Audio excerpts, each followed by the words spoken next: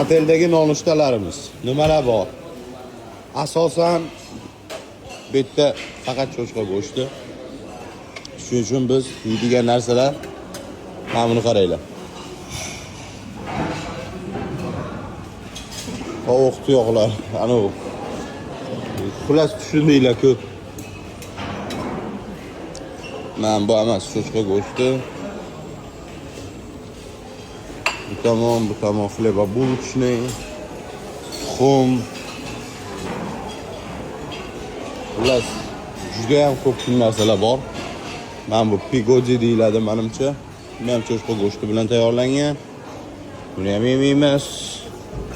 Dars ketamiz.